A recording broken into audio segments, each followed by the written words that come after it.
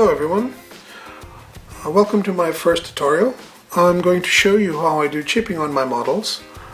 I usually divide the chipping in two parts, two layers.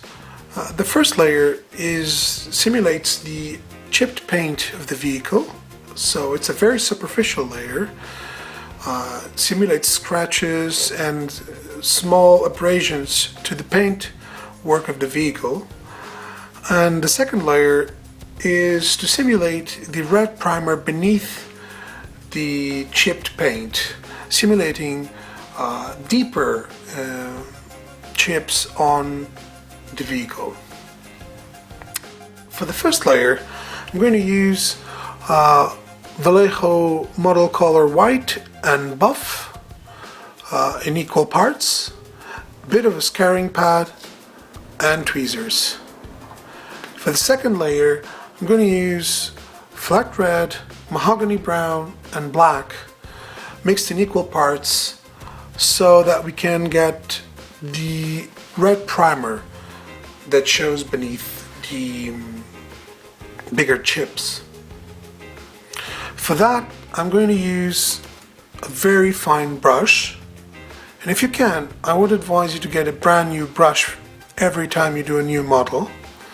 And I also want to advise you that this is a very long process, and it does give you more control, but it also adds a lot of time to the build. This is just one of the ways you can chip your model.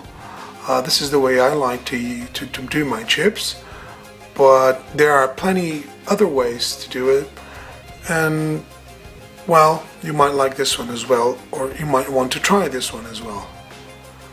Okay, let's get on to work.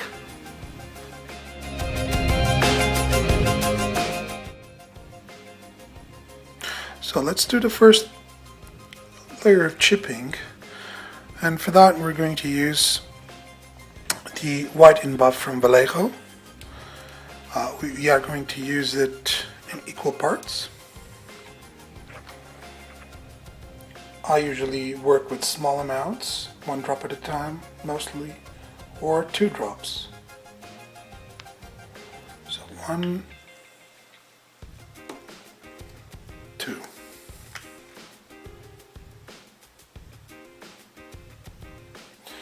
Be sure to shake these bottles well before using them.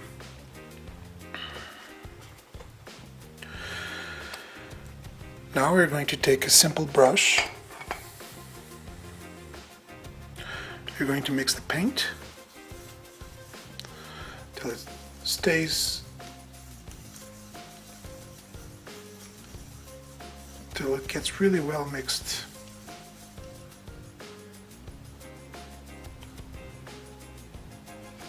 You can compare the color you're going to use with the model.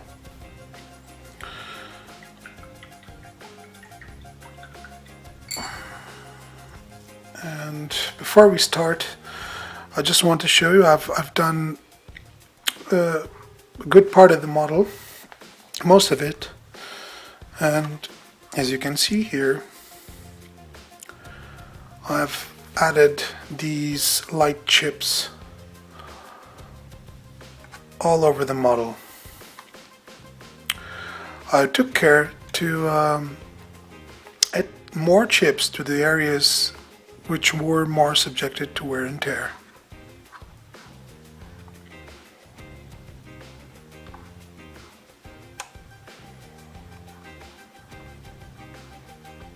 Such as the fenders, the front hull where the track links will sit, the hatches, the engine deck, and the rear. We're still going to add a few more in the rear, but I just wanted you to have the overall idea before I show you the way I do this. So this is the area we're going to work on.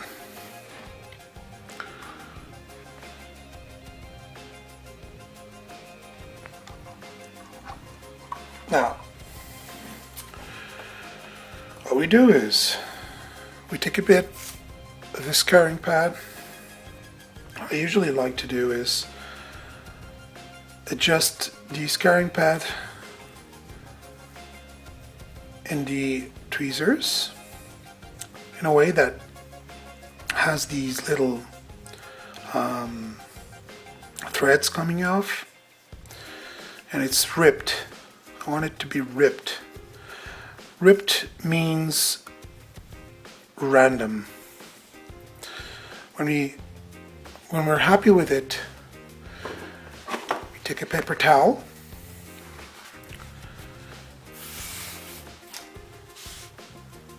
we wet the scouring pad on the paint,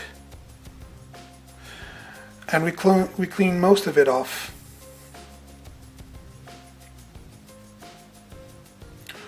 So with very little paint, what we're going to do is to add the chips.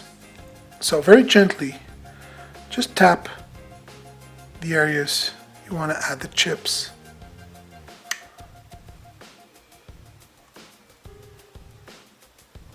If you feel that you're getting two chips that are too big, just clean the scouring pad a little bit more and add one or two of those chips. Now, a very important thing is to keep the chips as random as possible.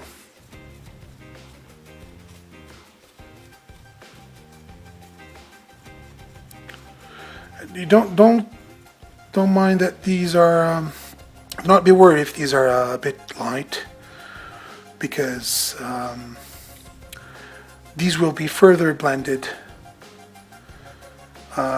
So they will be a part of the model without being too strong.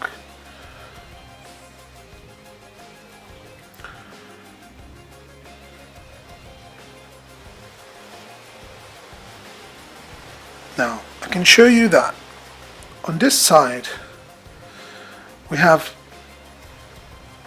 stronger chips on the top of the hull here, and on this side we have stronger chips on the side of the hull and not on top.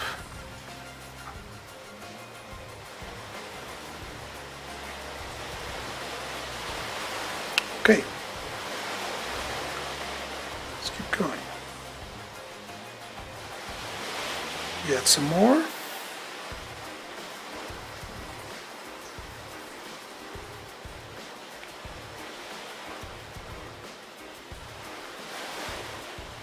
Sorry guys, I want to show you, but it's really not easy.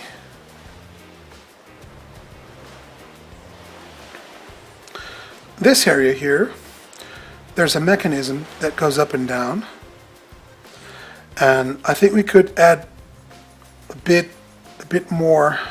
And there's also a piece that goes here that would have been taken apart and put in many times. So what we can do is add a few more chips. Reason being that this is very much subjected to wear and tear, because it's a area where things get stuck in between parts. When the guys are placing the part here, they might just scratch the paint because it's heavy, and it's manual labor, so sometimes accidents happen. Another thing you can do is, and I usually do that, is switch the position of the scouring pad. Tap a bit more on the paint on the napkin or the paper towel, so you only get these very light chipping effects now, which will add to the overall effect. And this is a very important part, is that you don't want to get all in at once. You want to keep adding layers slowly building up the chips till you get to the proper amount of chipping you want. Sometimes a few scratches, just like that, is okay. Like I said, this is going to be further blended, so there's no problem in that.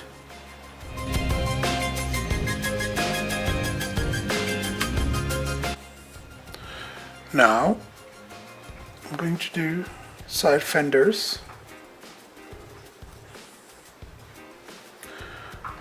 And add a few bits here and there. If you find that the piece of scarring pad you have is too big, no problems there, just rip it apart. Make smaller pieces.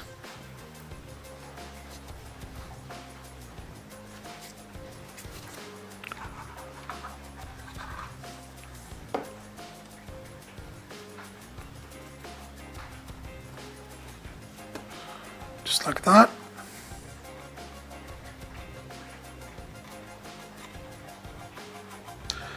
Remember, randomness. So you add bits here and there, stronger in some places, lighter in others. Build up that randomness as you go along. And don't be too worried yet about if it's realistic or not, if it seems too much or not, because like I said, we're going to blend these chips in with some oils afterwards, so, or some washes if you want to, or some filters, which will work just as fine.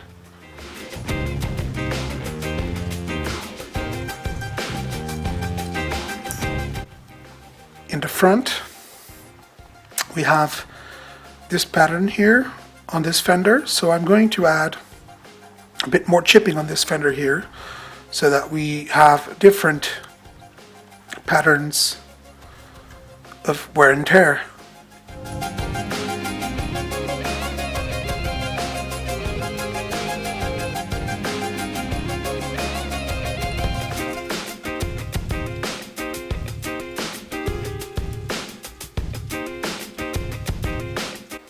Right now, I know this seems extreme, but don't worry about that yet.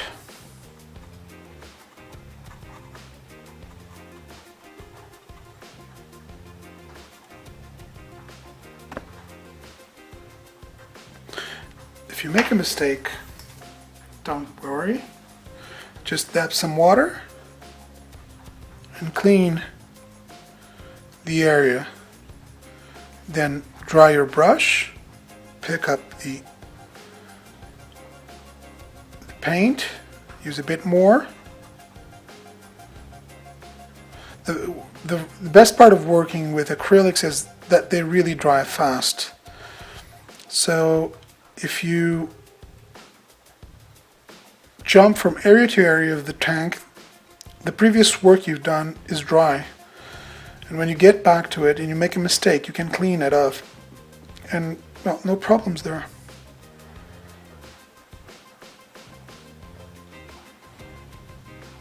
See? Clean.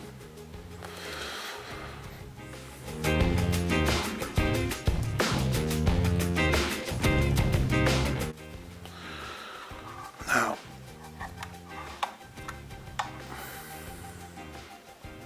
as you can see here, we have a bit more chipping on this fender than on this one. So what we do is we still remember to keep it random. We just get in there and chip it in a different manner. Just remember, these are not the main chips. Once these are finished and faded, all they'll look like is bits of chipped paint, scratched, scuffed from working on a vehicle.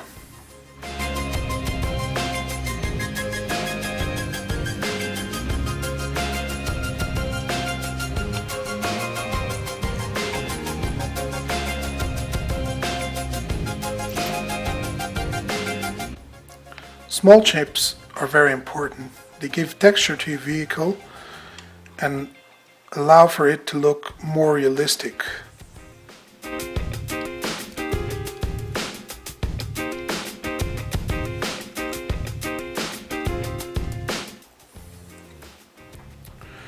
Now, a good way to tie all of this in is to go with a fine brush, really fine brush. I use a 5-0. Pick up the paint. Be careful with the dilution of the paint, which is a very important part of this. It has to be just perfect, not too liquid nor too pasty. And we fix whatever we think needs fixing. And the way we do that is, just tap very gently on the vehicle. Tap, tap, tap until you get to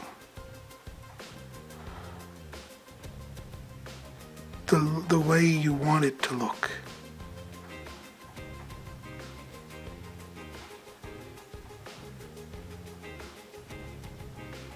Remember, keeping it random is very important.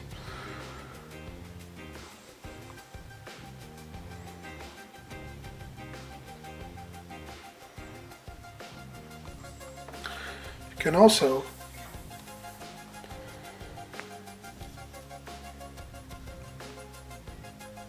make some scratches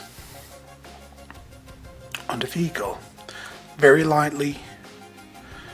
You just tap, tap, tap, and then when most of the paint is off, you scratch very lightly.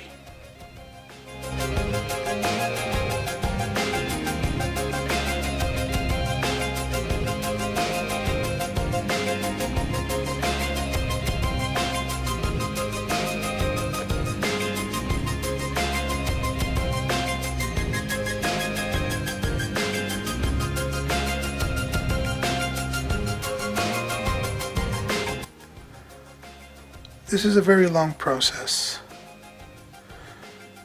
but in the end, I think the results are well worth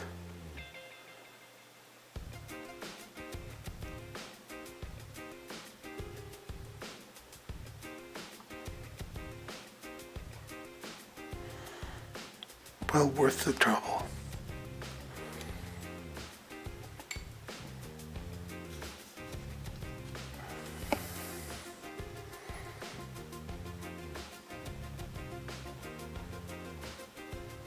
Here I'm going to use a few of the deeper chips. So I go in and add a bit more paint and lighten the area in which I'm going to place the deeper chips, the red oxide primer chips.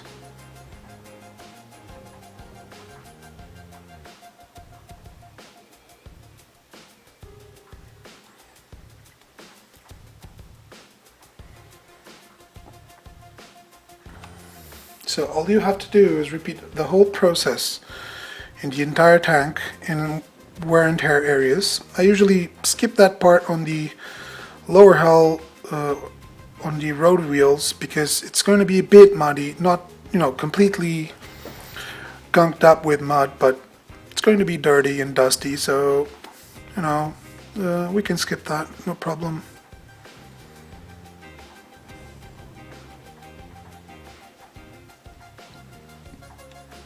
Sure to add some chips to the tool brackets,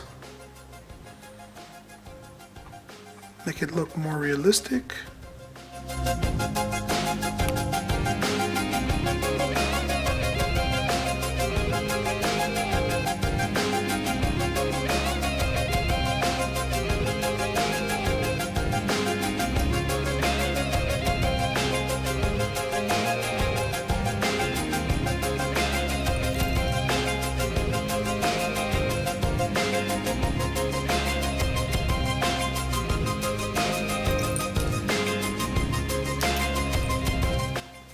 very important to control the breathing process.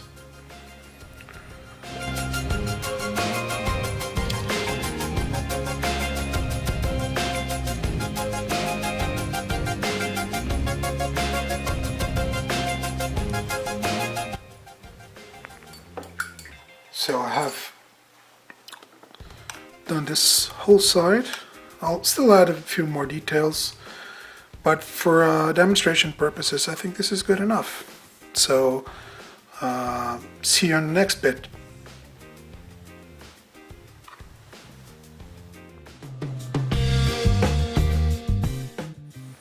So let's do the second layer.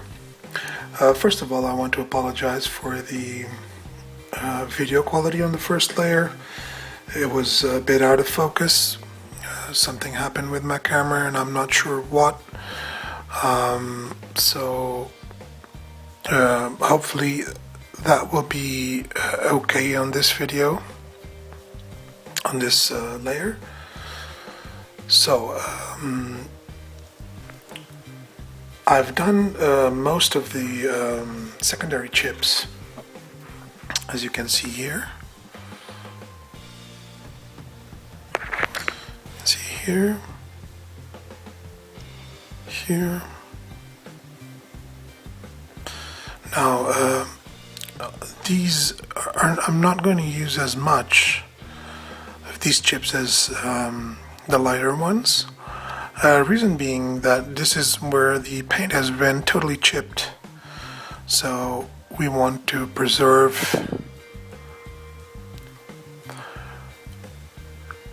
we want to be conservative in its use. We don't want to really go all out, although I do add a few parts where it's more chipped. It helps in the randomness of the model.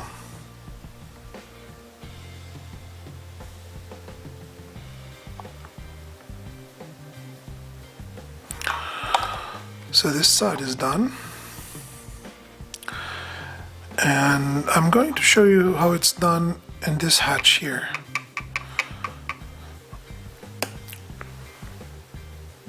So we take our very fine brush, clean, and we mix three drops of this mahogany brown, 2 drops of the red, and 1 drop of black.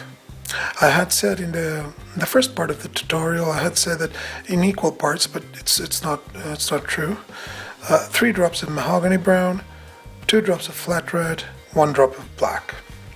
I found that this is the best color to simulate the red oxide primer that the Germans used. So we dip our paintbrush in the paint, and then we clean the excess off. This is very important. Make sure there's no excess on the paintbrush. Sorry guys, I can't really, sometimes it's very hard for me to place to be painting inside of the camera. So I'm going to try this. What I do is very gently tap it, very gently.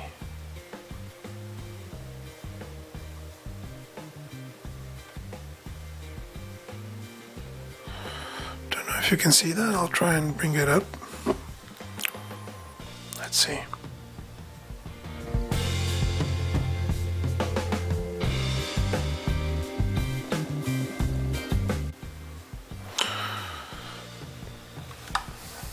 One thing that really helps controlling your movements, your tapping movements, is to always have your elbows in a fixed position, and you either slow breathe or you hold your breath so that you can basically dab the paint without shaking too much.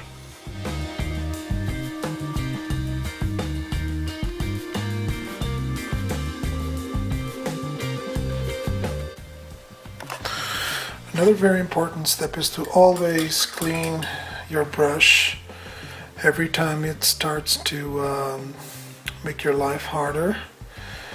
Every now and then he will start to be more unpredictable, so one must clean the brush and continue to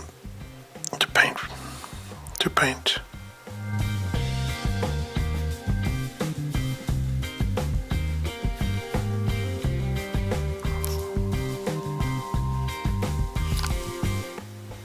I'll do the handle and the hinges, and I think you get the picture and the idea of what you need to do, so I won't be bothering you anymore with that.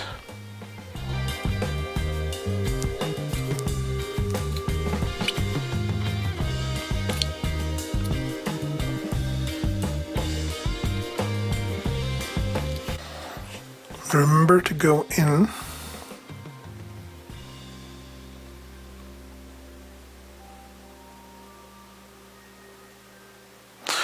to add some variety to the hinges, to the handles. Oh, there's a little spot there I want to add.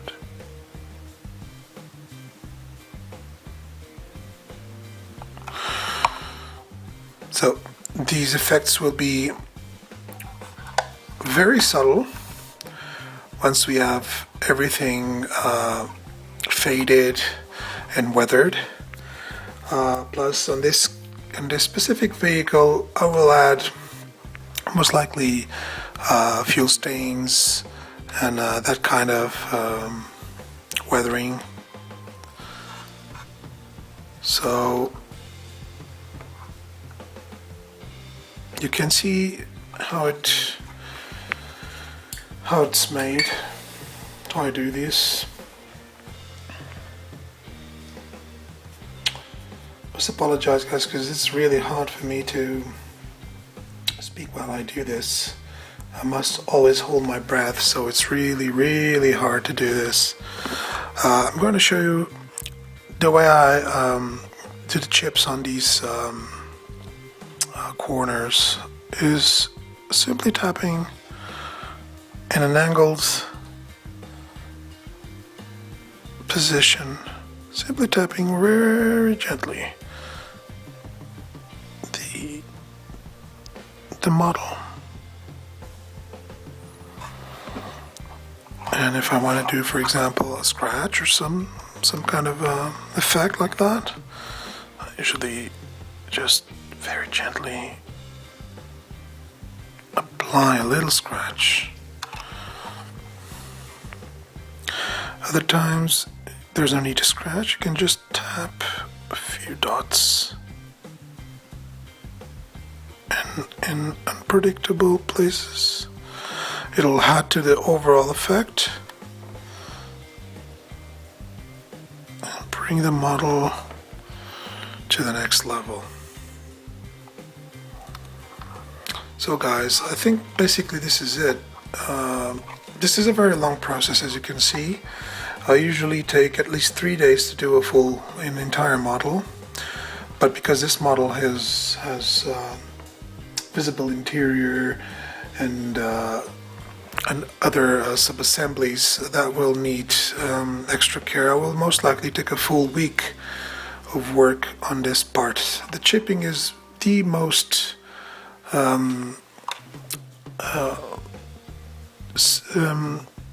expensive time-wise part of the build for me. See? Well guys, I apologize for any problems or difficulties I had in showing you how I do my chipping. I hope you have liked this tutorial, and just leave a comment below or tell me what you think. Bye guys, happy modeling.